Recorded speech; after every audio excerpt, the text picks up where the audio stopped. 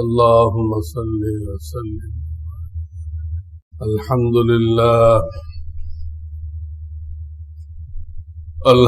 لله وكفى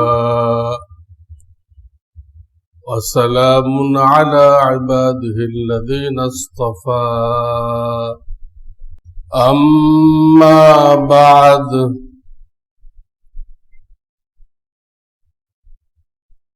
فأعوذ بالله من الشيطان الرجيم. بسم الله الرحمن الرحيم. الفتنة أشد من القتل. وقال النبي صلى الله عليه وسلم: المتمسك بسنتي عند فساد أمتي فله أجر شهيد. बुजुर्गान मोहतरम,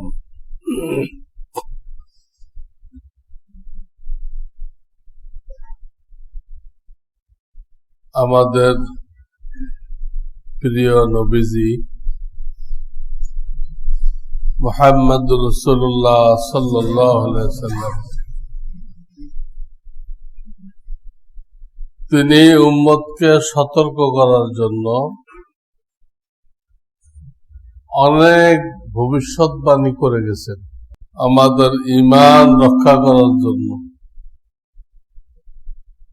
আমল রক্ষা করার জন্য, দিনদারি হেফাজত করার জন্য তিনি আগে ভাগে এগুলো বলে গেছেন। তো আমি যে হাদিসখানা পড়লাম, এই হাদিসেও ওইদিকে ইঙ্গিত আছে। হাদিসের তর্জমা হলো আল মুতামাসসিকু বিসুন্নতি ইনদা ফাসাদি উম্মতি ফালাহু আজরু শাহীদ।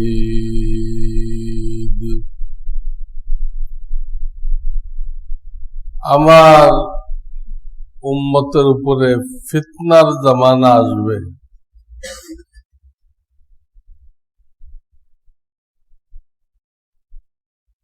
তখন যারা আমার সুন্নতকে আঁকড়ে থাকবে, সুন্নতকে, আমার তরিকাকে ধরে রাখবে,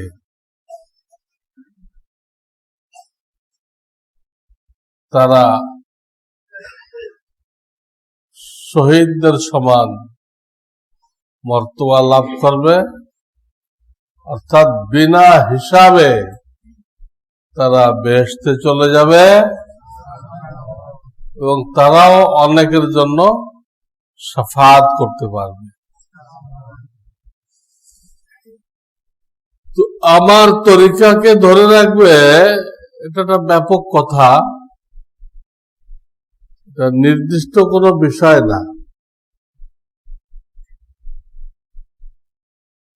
মানব জীবনে আমরা যা কিছু করতেছি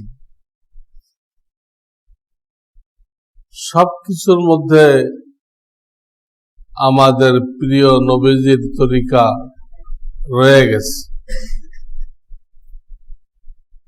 সবকিছুর মধ্যে। এই যে আপনারা কাতার করে বসছেন, কেমন বসছেন? কাতার করে। অন্য সময় যখন বয়ান হয় তখন কি কাতার করে বসেন? হ্যাঁ, গোল হয়ে আমাদের কাছাকাছি বসেন, ঠিক কিনা? এটা কেন? এই কারো ইচ্ছা মতো? স্পষ্ট হাদিস। নাহা রাসূলুল্লাহ সাল্লাল্লাহু আলাইহি ওয়াসাল্লাম আনিল হিলাক ইয়াউমাল জুমআ,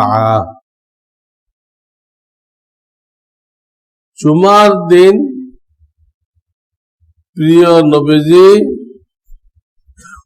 উম্মতকে হালকা বানায় গোল হয়ে যে বসে, এটা নিষেধ করেছেন। কাতার বানায় বসতে হবে, স্পষ্ট হাদিস, একটা না কয়েকটা হাদিস। জুমার দিন কাতার ভেঙে হুজুরের কাছাকাছি এসে বসবেন, এই অনুমতি নেই।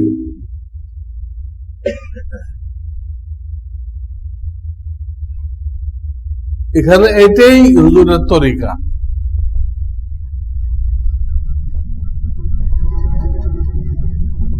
তথাকথিত আহলুল হাদিসরা হাদিস সঠিকভাবে পড়তেও পারে না, আর অর্থ তো পারেই না। আমি যে হাদিসটা পড়লাম, নাহা রাসূলুল্লাহ সাল্লাল্লাহু আলাইহি ওয়াসাল্লাম আনিল হিলাক, হালকা, হালকা মানে গোল হয়ে বসে, সে হালকার বহুবচন হিলাক, হিলাক থেকে মানা করছে। তোমার সময় হিলাক থেকে মানা করছে। এই তথাকথিত আহলুল হাদিসের ভাইয়েরা তা এটা পড়ে হালাক। নাহা রাসূলুল্লাহ সাল্লাল্লাহু আলাইহি ওয়াসাল্লাম আনিল হালাক ইয়াউমাল জুমআ, অর্থ একদম বিগড়ে যাবে। তারা যা পড়ছে ওটা যে পড়া হয়, ওটা বাস্তব না। কোন হাদিসের ব্যাখ্যাদাতা ওটা পড়ে নেই। ওটার অর্থ দাঁড়ায় শুক্রবারের দিন নবীজি মাথা মুন্ডাইতে নিষেধ করছেন। আরে কি অর্থ হলো? শুক্রবার দিন মাথা মুন্ডায়, গরমের দিন অনেকে মুন্ডায়, মুন্ডাক, কোনো অসুবিধা নেই। এই হাদিসের এই অর্থ না, তারা বলতেছে। এই হাদিসের যে অর্থ 12 মাস একই থাকবে, জুমার দিন হালকা বানানো যাবে না, গোল হয়ে বসা যাবে না। এইভাবে যত কাজ আছে, চাই ইবাদত বন্দেগী বলেন, অন্যান্য কাজ বলেন, সবটার ব্যাপারে যে ব্যক্তি নবীজির তরিকাকে আঁকড়ে ধরবে। অনেকে ভুল তর্জমা করে, নবীজির একটা সুন্নতকে যে আঁকড়ে ধরবে, একটা এদিক করতেছে একটা, আর ওদিক করতেছে সে 100 শহীদের সওয়াব পাবে। হ্যাঁ, খানা খাইতে গেলে তো 16টা সুন্নত আছে, খানা খাইলে তো 1600 শহীদের সওয়াব পাওয়া যাবে। পুরা জীবনে কয় লাখ শহীদের সওয়াব পাওয়া যাবে? বেহেশতে যাওয়ার জন্য এত লাখ শহীদের কোনো দরকার নেই।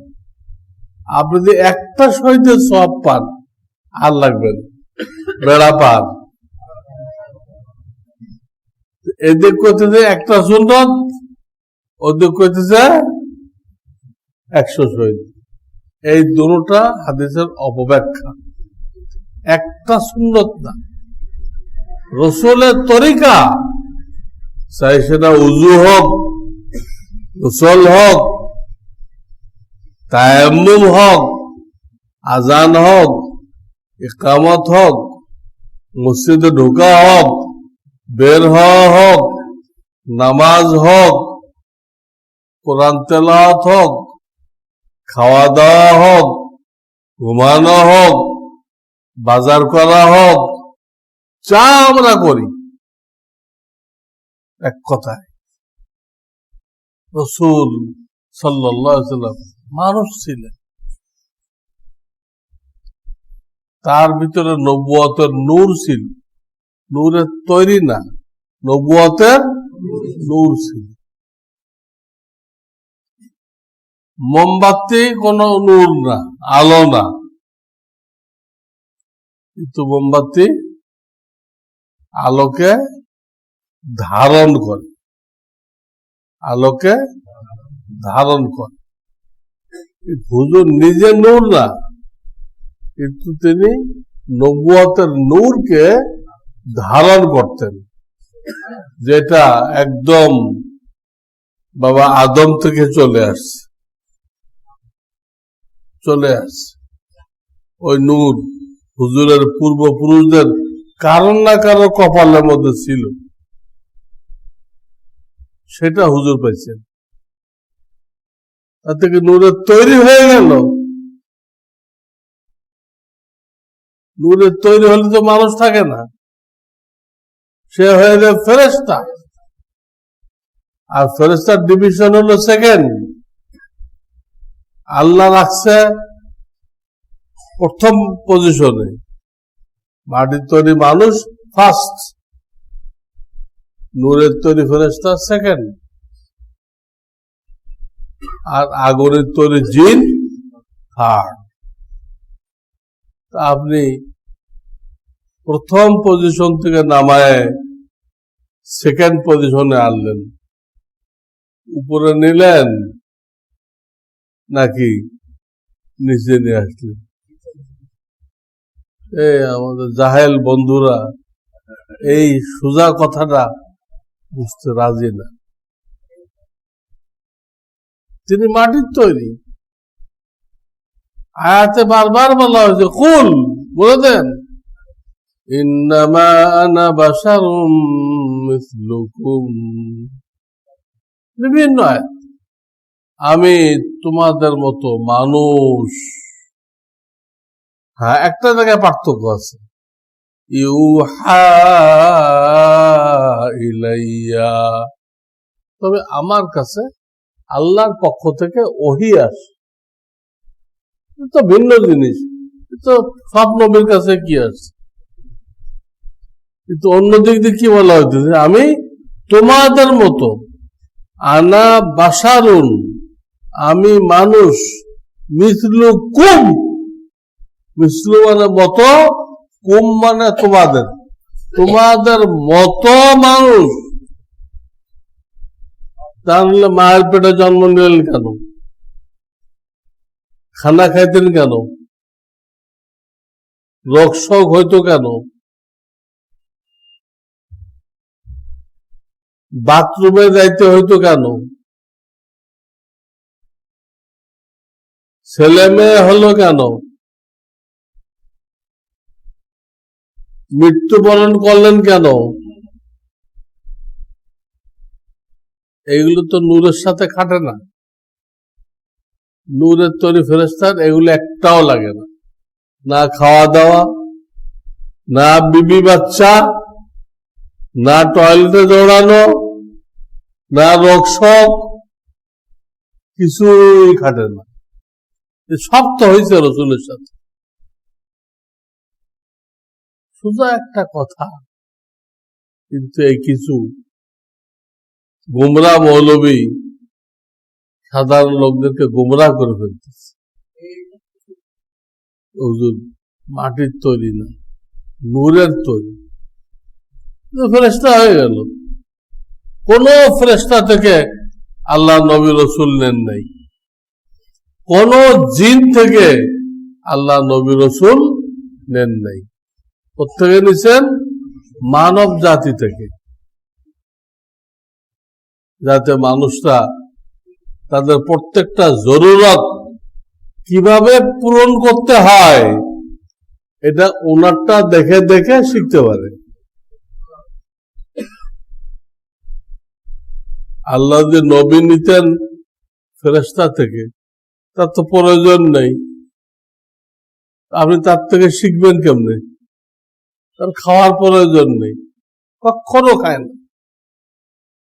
আপনি খাওয়ার তরিকা জানবেন করতে, পান করেন না তো পান করার তরিকা করতে জানবেন, কোনটা সুন্নত। তার ঘুমানো লাগে না, ঘুমানোর তরিকা করতে জানবেন। নূরের তৈরি কইলেই তো উনি ফেরেশতা হয়ে গেল। ফেরেশতা হয়ে গেলে ওনার থেকে আমরা আর কিছু শিখতে পারবো না। আর কোরআন শরীফের স্পষ্ট আয়াতের খেলাফ, স্পষ্ট আয়াত। নূরের তৈরি বলে কোরআনের আয়াত অস্বীকার করা হয়, ঈমান থাকে না। তো বলতেছিলাম, ফিতনা ফাসাদের জামানায় যে ব্যক্তি রসুলের তরিকাকে, পদ্ধতিকে যতদূর সে জানে আঁকড়ে ধরবে, আল্লাহ তাকে একজন শহীদের মর্তবা দান করবেন। এই হলো হাদিস। এই হাদিসে বলা হয়েছে আমার উম্মতের ফিতনা ফাসাদের জামানায়। ফিতনা কি জিনিস? ফিতনার অর্থ হলো পরীক্ষা করা, পরীক্ষা করা। ফিতনার আর এক অর্থ হলো ওই স্বর্ণ যে আগুনের মধ্যে দেয়, কতটুক মূল স্বর্ণ আর কতটুক অন্য জিনিস, এটা পার্থক্য করার জন্য ওটাকে আরবিতে ফিতনা বলে। সার কথা, ফিতনার অর্থ পরীক্ষা। তো আল্লাহ তাআলা মুমিনদের ঈমান পরীক্ষা করার জন্য বিভিন্ন বালা মুসিবত দিবেন। বালা মুসিবত দেওয়া ছাড়া ডাইরেক্ট তো পরীক্ষা করা যায় না। সব সময় আপনি নিয়ামতের মধ্যে আছেন, 3 ওয়াক্ত বিরিয়ানি খাইতেছেন, হ্যাঁ, দামি দামি লেবাস পরতেছেন, দামি দামি গাড়ি চালাইতেছেন, এয়ার কন্ডিশন বিল্ডিং এ থাকতেছেন, আপনার খাদেম খুদ্দামের কোনো অভাব নেই। এই লোকটার কি পরীক্ষা নেবে? এ তো কথায় কথায় আলহামদুলিল্লাহ আলহামদুলিল্লাহ, কেমন আছেন? আলহামদুলিল্লাহ, এটার কোনো সমস্যা নেই। এতে তো কোনো পরীক্ষা হবে না। পরীক্ষা হবে যখন আপনি বিপদে পড়বেন। আপনার বিবি মারা গেল, বাপ মারা গেল, ছেলে মারা গেল, দোকান পুড়ে গেল, আপনার পাও ভেঙে গেল, এইগুলো হলো পরীক্ষা। তখন আপনি কি করেন? ওটা দিয়ে পরীক্ষা হবে। তখন যদি আপনি আল্লাহর পর রাজি থাকেন, ধৈর্য ধারণ করেন, যেটা আল্লাহ দিছে, আল্লাহ আমার কিসমতে লিখে রাখছিলেন, এর মধ্যে আমার কল্যাণ আছে, মঙ্গল আছে, কাজেই আল্লাহর প্রতি আমার খুশি থাকার দরকার। আল্লাহ আমার বন্ধু, তিনি আমার ক্ষতির কোনো ফয়সালা করতে পারেন না। এই যদি চিন্তা করেন তো পরীক্ষায় পাশ হয়ে গেলেন, পরীক্ষায় পাশ। আর যদি চিন্তা করেন আমি এক ওয়াক্ত নামাজ কাজা করলাম না, শীতের রাত্রিও তাহাজ্জুদ বাদ দিলাম না, যাকাত ঠিক মতো দেই, রমজানে উমরা করে আসলাম, এরপরও আল্লাহ আমার দিকে কোনো খেয়াল করলো না। আমার বিবি, প্রিয়তমা বিবি, সে মারা গেল, নাউজুবিল্লাহ। সে বলে ফেলে, এটাই কি আল্লাহর বিচার? এটা বলে ফেলে, এটাই কি আল্লাহর বিচার? আমি সবসময় তার পথে থাকলাম, আমার বিবিটা মারা গেল কেন? আরে বাবা, তার হায়াতের যে বাজেট ছিল, প্রত্যেককে হায়াতের একটা বাজেট দিচ্ছেন, এটা শেষ হয়ে গেলে সে চলে যাবে। এটা তো আল্লাহ নারাজ হয় নাই, বাজেট হিসেবে। শুধু মানুষ না, কিন্তু প্রত্যেকটা জিনিসের বাজেট দিচ্ছেন। আপনি টুপি মাথায় দিয়ে রাখছেন, এর একটা বাজেট দিচ্ছে আল্লাহ। এই টুপিটা আপনার কাছে কতক্ষণ থাকবে? হাদিস, কুল্লুন ইলা আজালিন মুসাম্মা, সবকিছুকে আমি একটা নির্দিষ্ট সময়ের জন্য দিচ্ছি। তারপরে আপনি ওই জিনিসটা কোনোভাবে খুঁজে বের করতে পারবেন না। টুপিটাতে কই গেছে, কে নিছে, কি হয়েছে, কোনো হদিস নেই। জুতোটা কি হলো,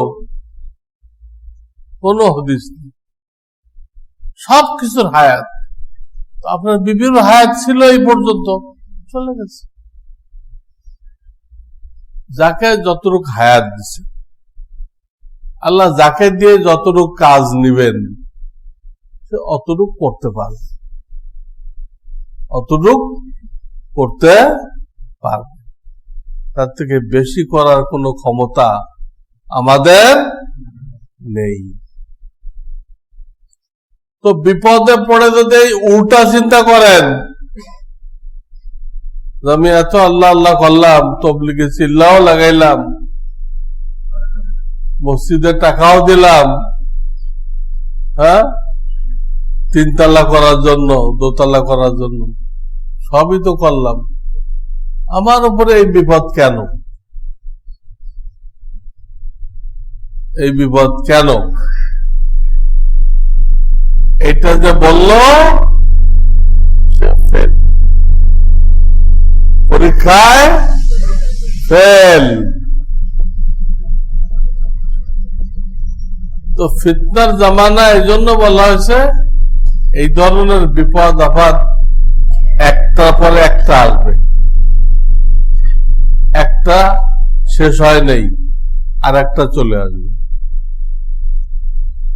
হ্যাঁ, করোনা শেষ হয় নেই, আর এক ভাইরাস চলে আসছে, করোনার থেকে মারাত্মক। সেটা শেষ হইতে না হইতে আর একটা চলে আসবে, আসতে থাকবে। হাদিসে উদাহরণ দেওয়া হয়েছে, তোমার তসবির রশি যদি ছিঁড়ে যায়, তখন দানাগুলো দাঁড়াই থাকে, একটার পর একটা পড়তে থাকে, পড়তে থাকে না? এই উদাহরণ দেওয়া হয়েছে তসবির দানা, একটা পর একটা। আর সর্বশেষ পরীক্ষা হবে দাজ্জালের দ্বারা। আগেতে তো পরীক্ষা চলবে, আর চূড়ান্ত পরীক্ষা হবে কার দ্বারা? দাজ্জালের দ্বারা। সেটা প্রাণী, তাকে আল্লাহ অনেক ক্ষমতা দিবেন, অনেক ক্ষমতা দিবেন। তার নিজস্ব ক্ষমতা না, আল্লাহ দিছে আপনাকে আমাকে পরীক্ষা নেওয়ার জন্য, পরীক্ষা নেওয়ার জন্য। তার উপর ঈমান আনলে তার গাছপালা ফলে ফুলে পরিপূর্ণ হয়ে যাবে। তার জানোয়ারগুলো দুধে পরিপূর্ণ হয়ে যাবে, সব কিছুতে খালি বরকত। দাজ্জালের পরিমাণ আনলে, আজ দাজ্জালের পরিমাণ আনবে না, হ্যাঁ, তার গরুতে দুধ দেবে না, দুধ সব শুকায় গেছে। তার বাগানে কোনো ফল নেই, তার জমিনে কোনো ধান নেই, সব দিক দিয়ে মুসিবত।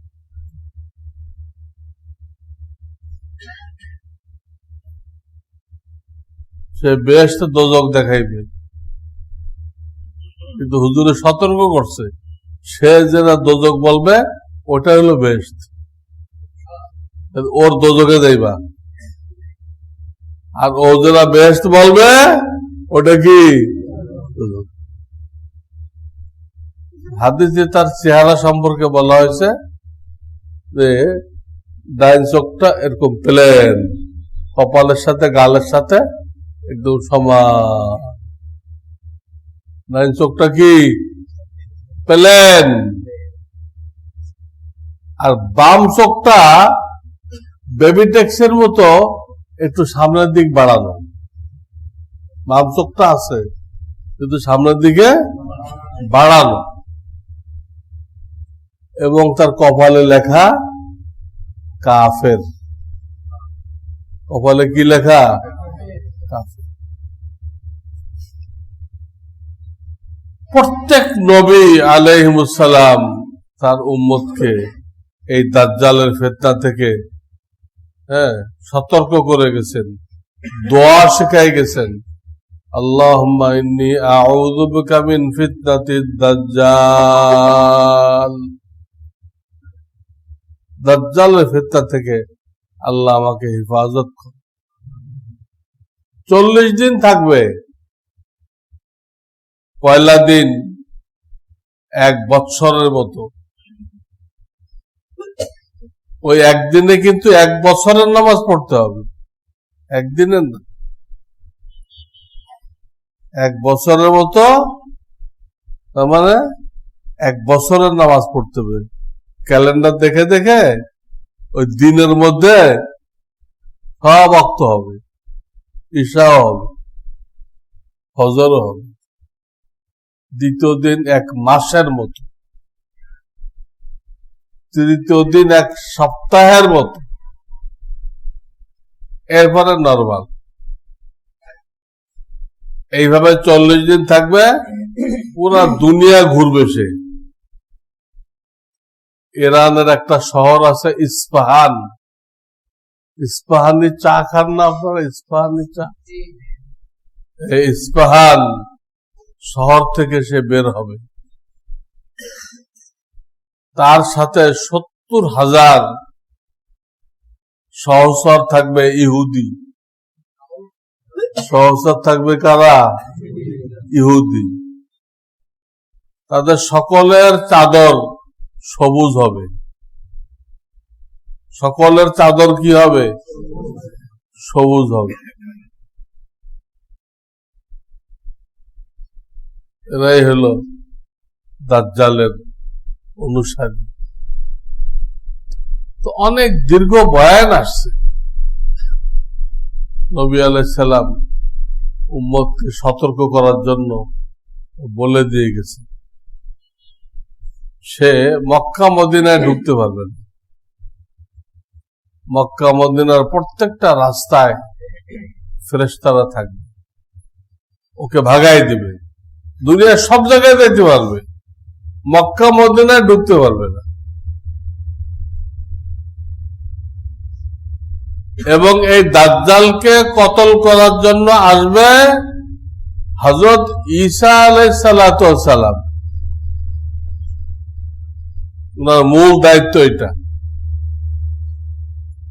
দাজ্জালকে কতল করা। দাজ্জালকে অভ্যর্থনা জানানোর জন্য বর্তমান যে ইসরায়েল, সেখানে বিশাল একটা ভবন তৈরি করা হয়েছে। ইহুদিরা ভবন তৈরি করছে দাজ্জালকে রিসিপশন করার জন্য। সেই ভবনের গেটে লিখে রাখছে সালামুন আলাইকা ইয়া আমনার রসুল, আপনার উপরে শান্তি, হ্যাঁ, সালাম হে শান্তির দূত।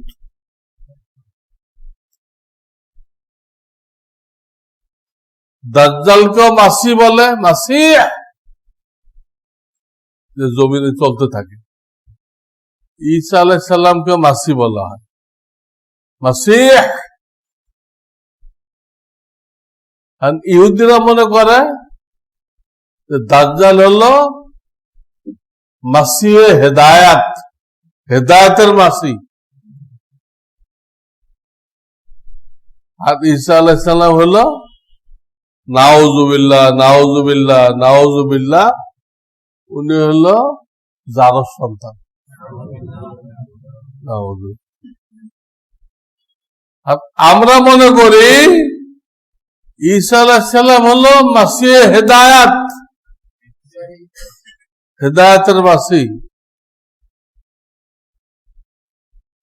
আর দাজ্জাল হলো শয়তান।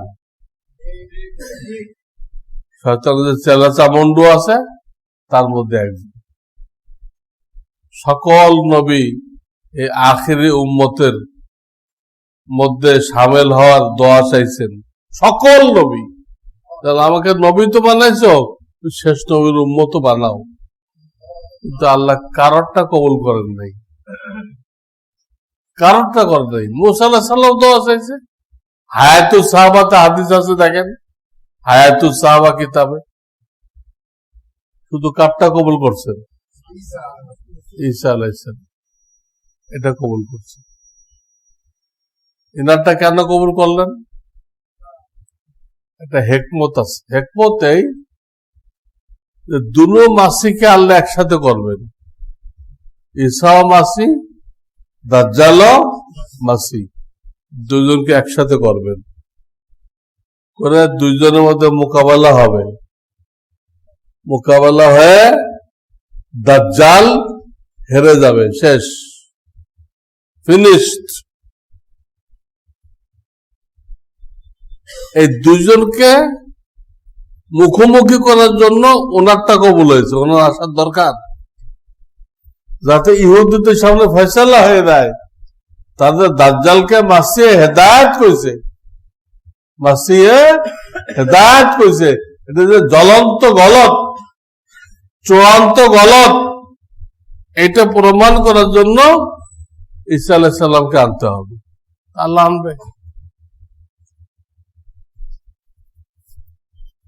তো আমাদের সামনে একটা পর একটা পরীক্ষা আসবে এবং সেই পরীক্ষা শেষ হবে দাজ্জালের মাধ্যমে।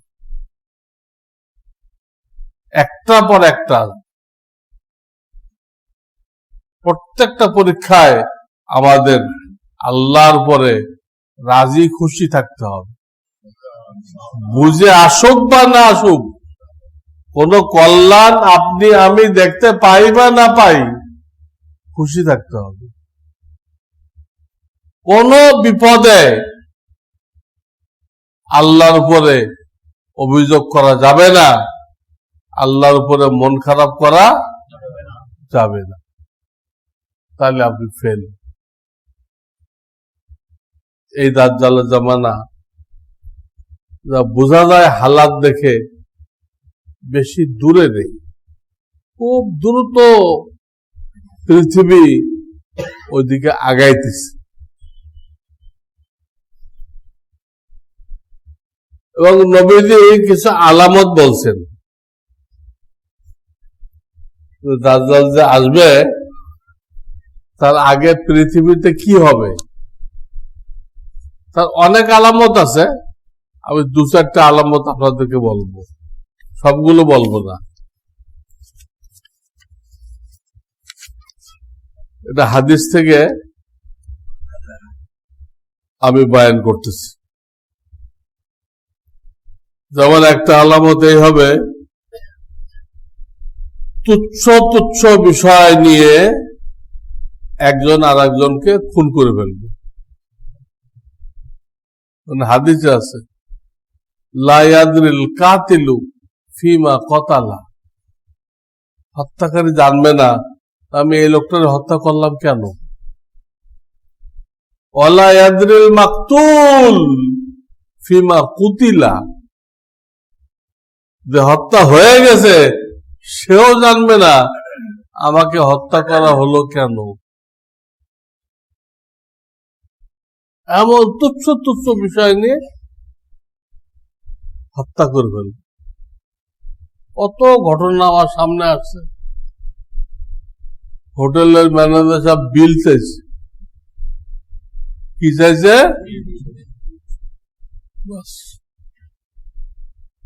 কোমর থেকে পিস্তল বের করে ফটাফট গুলি করে দিচ্ছে।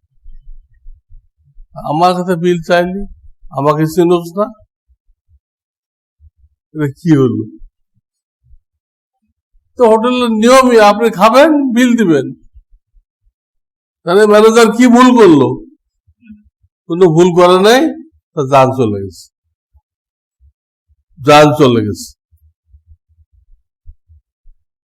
আর একটা আলামত হবে, মানুষ দিন বিক্রি করে দুনিয়া অর্জন করবে। দিন বিক্রি করে এই যেসব হুজুররা চুক্তি করে ওয়াজ করে তারা তো এর মধ্যে পড়বেই। 70,000 টাকা না দিলে সে আপনার দাওয়াত কবুল করবে না। কোন বক্তার রেট 1 লক্ষ টাকা, 2 লক্ষ পর্যন্ত আমার জানা আছে, এতে বেশি আছে কিনা জানা নেই। একটা ওয়াজ করবে তাকে 2 লক্ষ টাকা দিতে হবে, তার মধ্যে কোনো আমলের কথা নেই। এই আবল তাবল, একটু সায়েন্স বললো, একটু কিস্সা কাহিনী কইলো, 2 লাখ হয়ে গেল। এবং তারা হেকমত কি করে, তারা হেকমত এই করে তাদের জলসায় লোক দেখানোর জন্য। জলসা হইতেছে কুমিল্লায়, লোকজন আসছে রাজশাহী থেকে। জলসা হইতেছে কোথায়? আর বাস ভরে ভরে লোক আসতেছে কই থেকে? রাজশাহী, সিরাজগঞ্জ, টাঙ্গাইল থেকে। সব পরিকল্পিত। সে তো একটা দলের লোক, সেই দলের লোক যে যেখানে আছে ওখান থেকে বাস ভরে ওখানে জমা হবে। আর মানুষ হতভম্ব হয়ে যাবে, অমুক আজহারের বাইরে 10 লক্ষ লোক হয়েছে। এগুলো সব ট্যাকটিস শয়তান, শয়তান দিন বিক্রি করে। আপনি দোকানে বসে একটা মিথ্যা কসম খাইলেন, ওটাও এর মধ্যে আছে। দোকানে বসে মিথ্যা কসম করলেন, ভাই আল্লাহর কসম এই মালটা আমার 100 টাকা কেনা পড়ছে, আপনি তো আমাকে 10টা টাকা লাভ না দেন তাহলে আমার দোকান চলবে না। অনেকে বলেন না, এই আল্লাহর নামের কসম করলো, করে একটু লাভ বেশি করে নিল, এটা সে দিনকে বিক্রি করলো কিসের বিনিময়? আমি 2-1টা উদাহরণ দিব, বাকিগুলো আপনি বুঝবেন, বুঝে নেবেন দিনকে কিভাবে বিক্রি করে। অনেক লোক তবলিগে দেয়, সবার কথা বলতেছে না, সবার কথা মনে করবেন না। অনেক লোক কি জন্য? এখানে গেলে অনেক লোকের সাথে পরিচয় হবে, পরিচয় হলে আমার ব্যবসা বাণিজ্যের অনেক লাইন বের হবে। ব্যবসা বাণিজ্যের কি হবে? আমার লাইনের ব্যবসায়ী কে কে আছে, কার থেকে কি সুবিধা নেওয়া যায়, কার থেকে মাল বাকি নেওয়া যায়। এ তো আমার তবলিগের সাথী, ইতাআতের সাথী, হ্যাঁ, এই নিয়ে তো তবলিগে যায়। আল্লাহকে পাওয়া কোনো উদ্দেশ্যই না, তার উদ্দেশ্যই না। ব্যবসার সুবিধার জন্য কি করছে। আবার অনেকে দোকানের মধ্যে খুব বড় করে মক্কা শরীফের ছবি, মদিনা শরীফের ছবি এইগুলো দিয়ে রাখছে, যাতে খরিদ্দার মনে করে এই লোক তো খুবই আল্লাহ আল্লাহ দেখে। লোকেরা বিভিন্ন ছবি দেয়, হ্যাঁ, অমুক মন্ত্রীর সাথে ছবি, অমুক মন্ত্রীর সাথে ছবি, আর এইগুলো না দিয়ে মক্কা মদিনার ছবি দিছে। তাহলে ইনি খুব আল্লাহওয়ালা, ইনি আমাকে ঠকাবে না, ঠকাবে না, বাস দিবে আপনাকে। সব ধোঁকাবাজি, শয়তান, আল্লাহ জানে।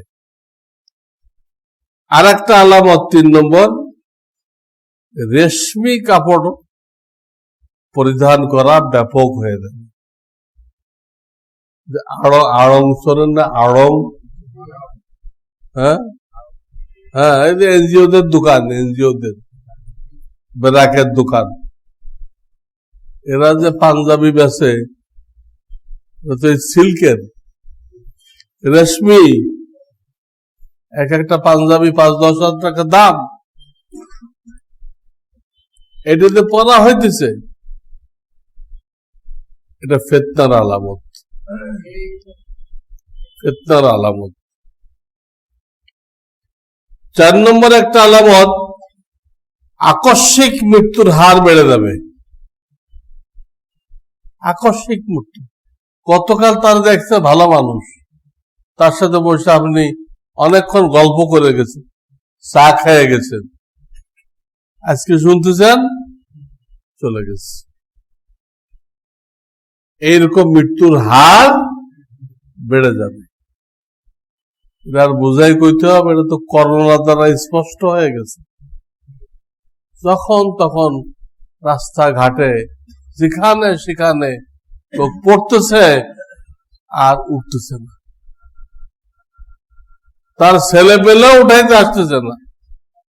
ওই কটা মৌলবী দেয়, ওইগুলোর কি করতেছে, কাফন দাফনের ব্যবস্থা করতেছে, ছেলে পেলে আসতেছে। যে ছেলে পেলের জন্য এত টাকা পয়সা জমা করতেছে, তারা আপনার কোনো কাজে লাগবে না। এই হলো একটা আলামত।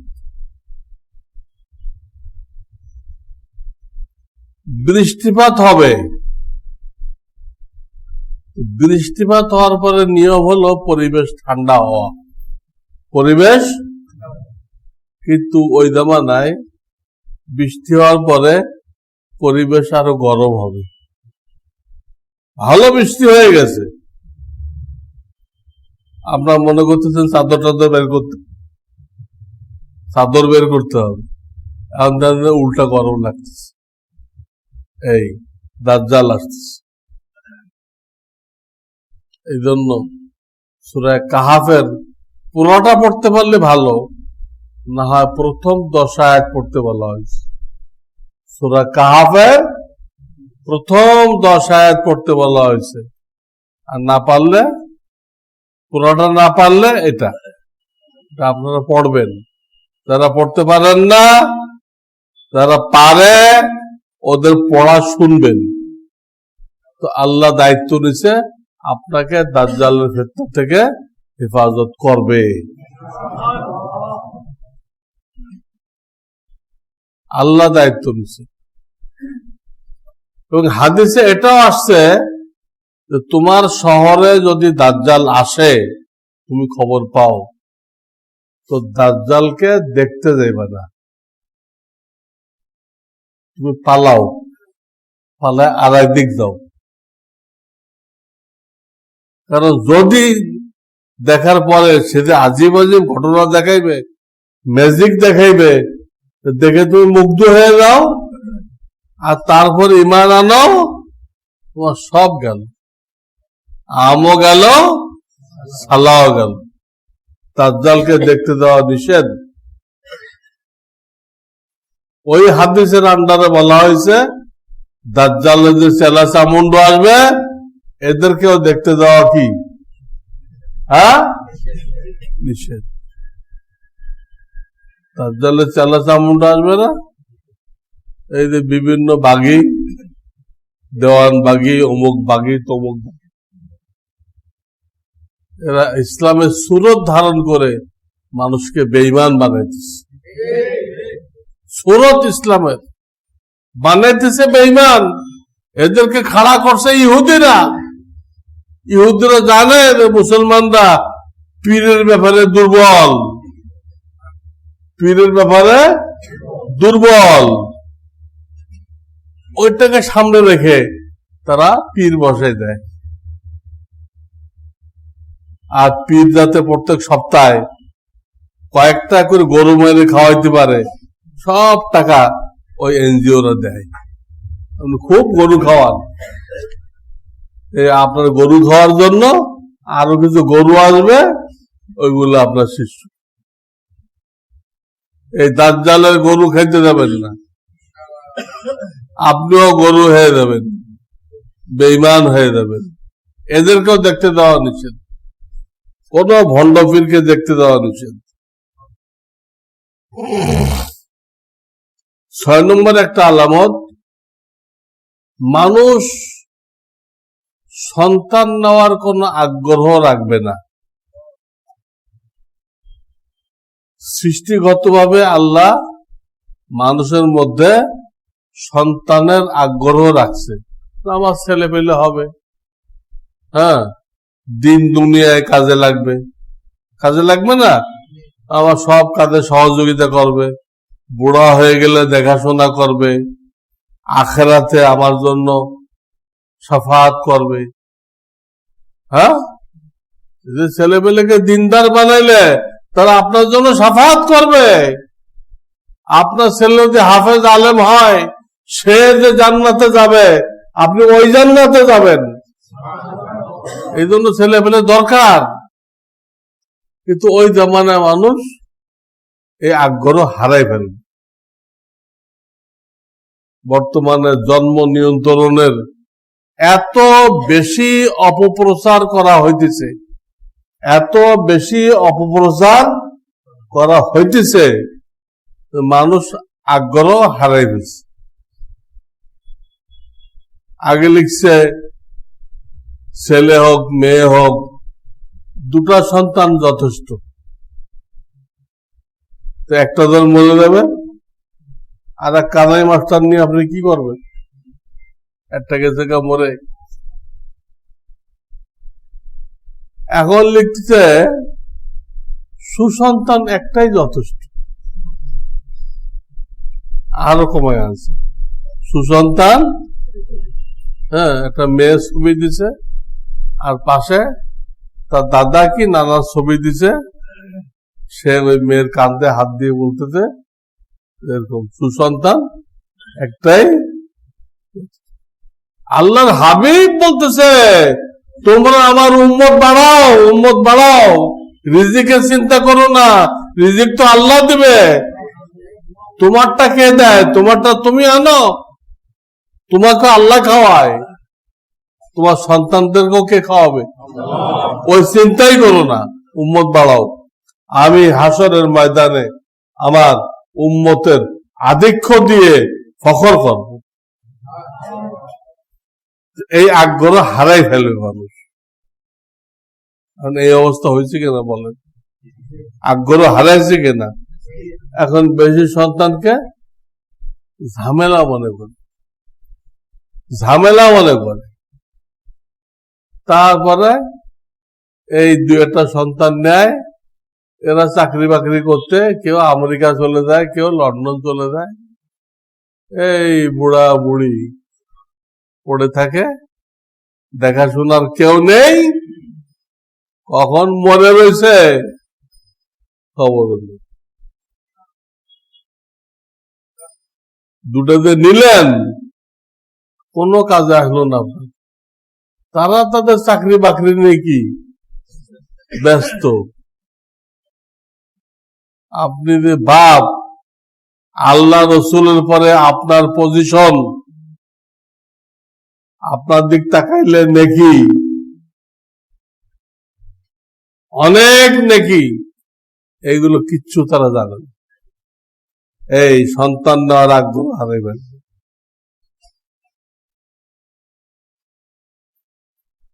দেশের যারা পরিচালক থাকবে, মন্ত্রী পরিষদ থাকবে, উজির নাজির থাকবে, তারা মিথ্যা বলতে অভ্যস্ত হবে। হরদম তারা অবলীলায় মিথ্যা বলে যাবে, সব মিথ্যা বলে। জাতিকে বেকুব বানানো হয়েছে। মিথ্যা কেন বলে? জাতিকে বেকুব বানানোর জন্য, বুঝছেন না?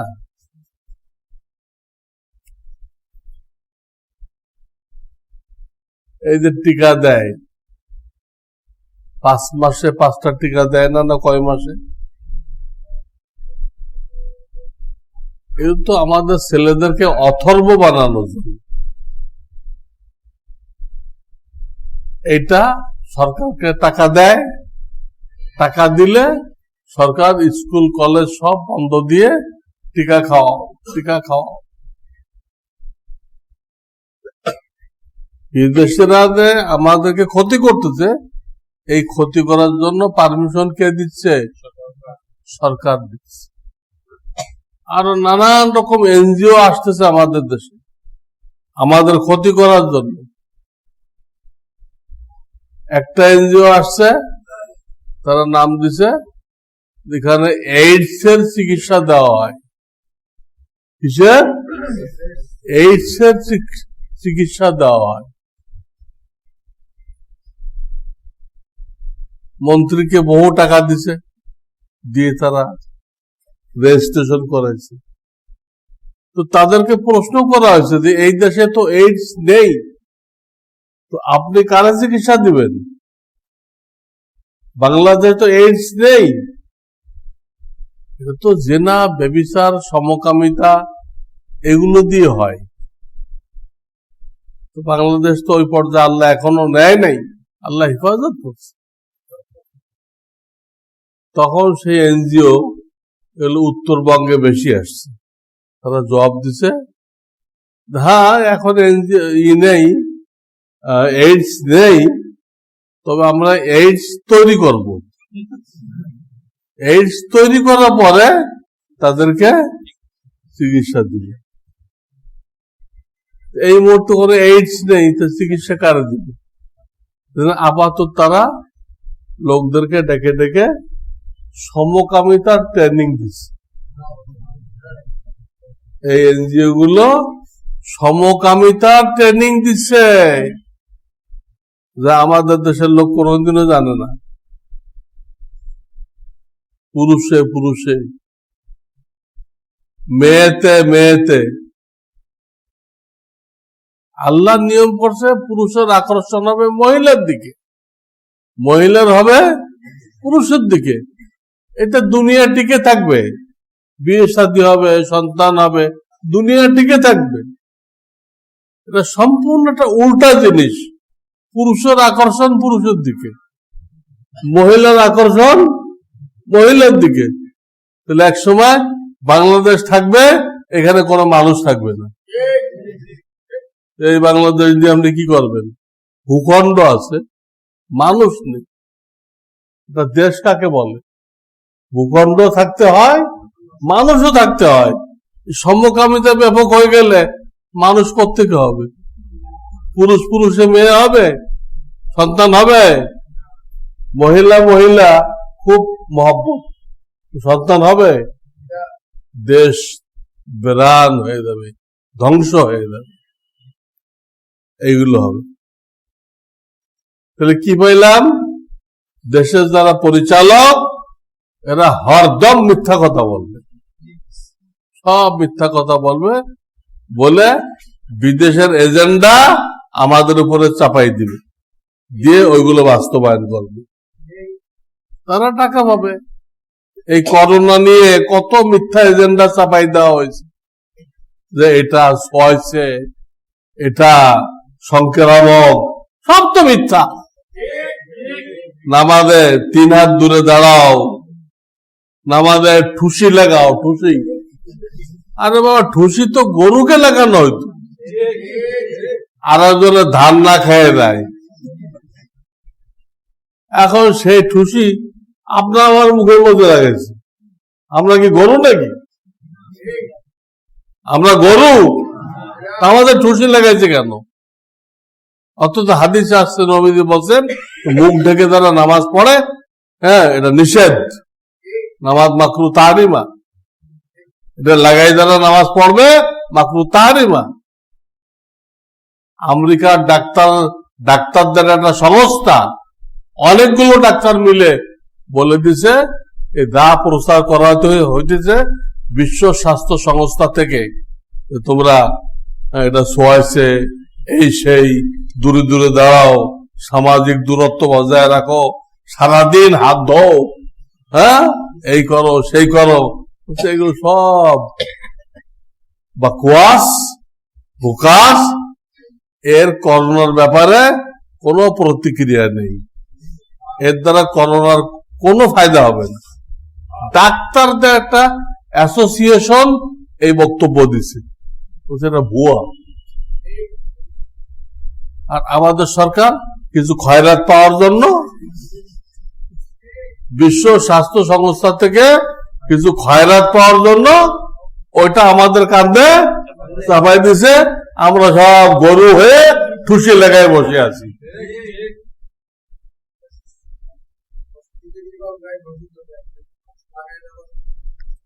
আর ওই ইমাম আর বোকা কি করবে? সোনা ব্যাপক হয়ে যাবে, স্বর্ণের ব্যবহার, সোনা পাওয়া যাবে বেশি, মানুষ কিনবেও বেশি, কিন্তু রূপা কমে যাবে, রূপা পাওয়া যাবে না।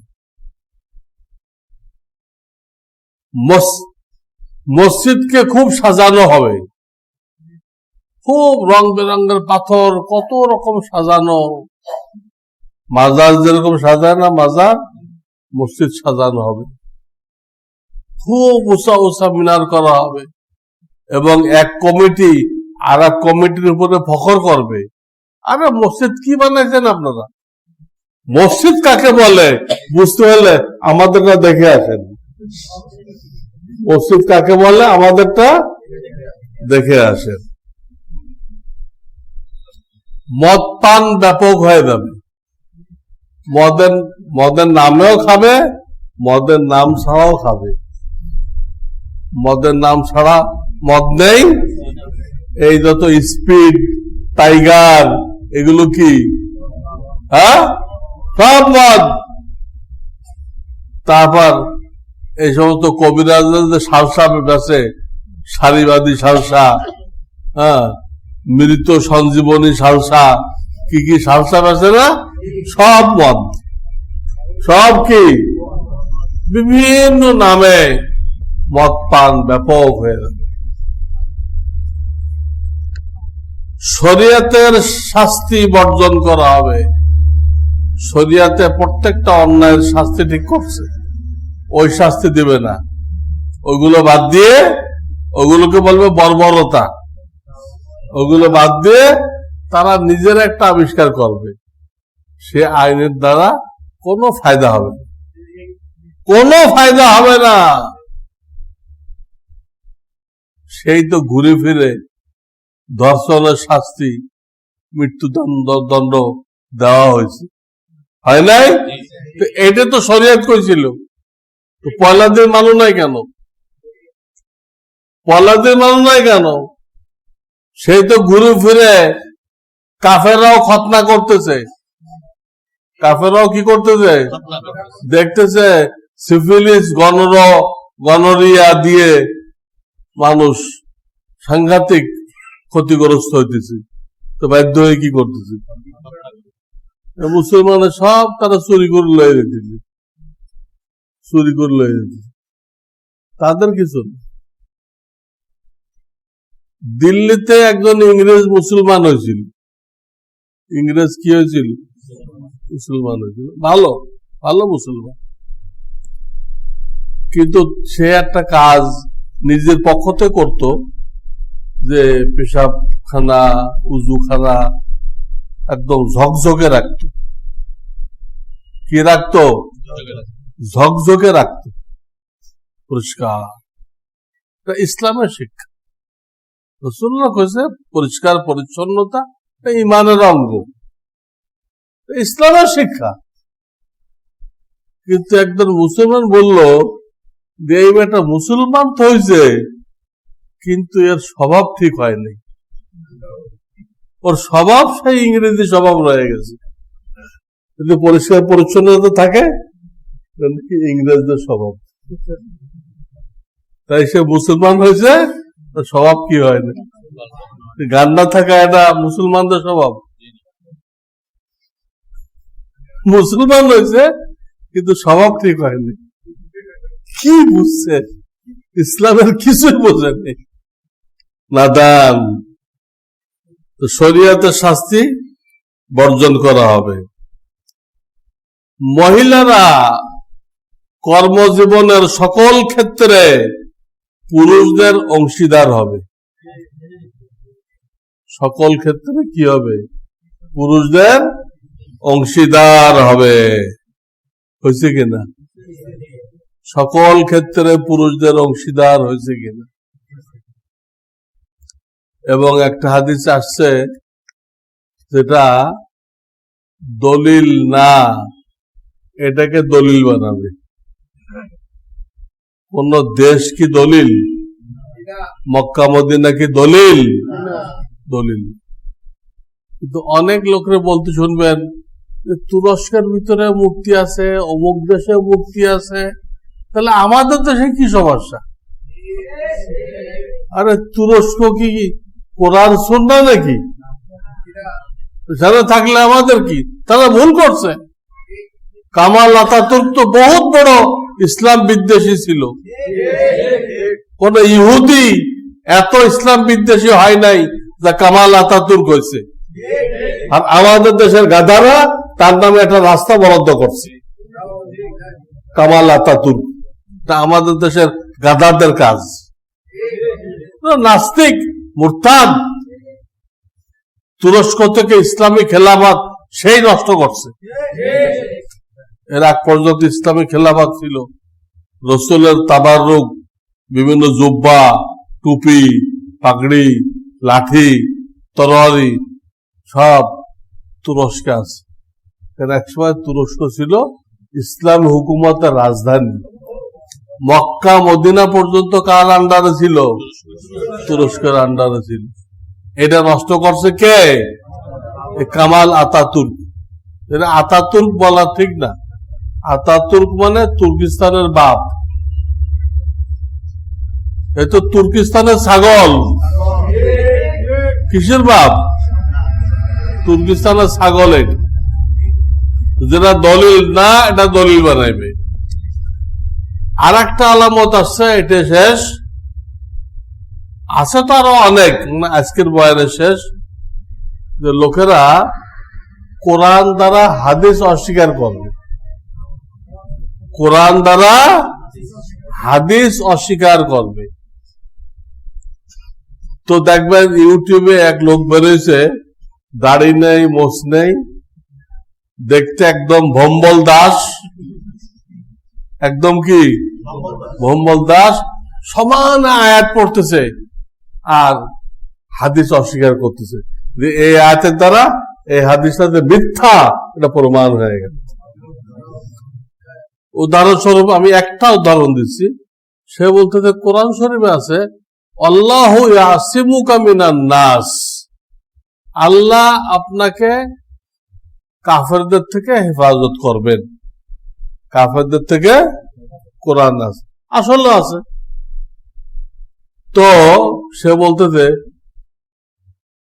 তাহলে হুজুররা যে তায়েফের কিস্সা বলে, উহুদের কিস্সা বলে, নবীদিকে কষ্ট দেওয়া হয়েছিল, এই হাদিসগুলো সব জাল হাদিস, এটা কোরআনের বিরুদ্ধে হাদিস, এগুলো বিশ্বাস করা যাবে না, এগুলো সব জাল হাদিস। অথচ তায়েফের এই কিস্সা বুখারী শরীফে আসছে 3231 নম্বর হাদিস, 3231 নম্বর হাদিস। তায়েফের নবীদিকে কি কষ্ট দেওয়া হয়েছিল, আর এ করতেছে কোরআনের বিরুদ্ধে এই তায়েফের ঘটনা বিশ্বাস করা, এটাও কিন্তু কিয়ামতের ওই ফিতনার যুগের আলামত। আর এই বেটার বয়ান দিয়ে ইউটিউবের 12 আনা ভরে রাখছে, দেখলে মনে হয় এটা কোনো ভূত হবে। ওই যে সুলাইমান আলাইহিস সালাম যেগুলো বদমায়েশ জিনদেরকে পানির নিচে রাখছিল বাঁধে, হাদিস আসছে ওগুলো উঠে আসবে, এসে কোরআন তেলাওয়াত করবে। এই লোকটা যে সেই দলের লোক, ওর চেহারা দেখলে বুঝে আসে এই দলের লোক। এটা সমুদ্রের তলার থেকে উঠে আসছে, এসে কোরআন তেলাওয়াত করতেছে, হাদিস সব অস্বীকার করে দিচ্ছে। ওই আয়াতের অর্থ বোঝে নাই। ওই আয়াতে বলা হয়েছে, হে নবী, আপনাকে কেউ কোনো কাফের কতল করতে পারবে না, কেউ হত্যা করতে পারবে না, এটা বলা হয়েছে। কিন্তু অন্য হত্যার নিচে আর কষ্ট নেই, সেই কষ্ট দিতে পারবে, হত্যা করতে পারবে না। আর এই আয়াতের অর্থ না বুঝে হত্যা করতে পারবে না, অন্য কষ্ট দিতে পারে, এই অর্থ না বুঝে সে এগুলো করতেছে, হাদিসকে অস্বীকার করতেছে। ইউটিউব খুলে দেখেন, এর বয়ান দিয়ে ভরা। একটা লোক দেখবেন, দাড়িও নেই, মোছও নেই, হ্যাঁ, একদম কালো হাফসি, কিন্তু সে সমানে আয়াত পড়তেছে আর হাদিস অস্বীকার করতেছে। এই ফিতনার জামানায় নবীজি একটা দোয়া শিখাই দিছে, তোমরা এই দোয়াটা বেশি করে পড়ো আর ফিতনার থেকে দূরে থেকো। দোয়াটা আমরা একবার পড়ি, আল্লাহুম্মা ইন্নী আউযু বিকা মিনাল ফিতানি মা যাহারা মিনহা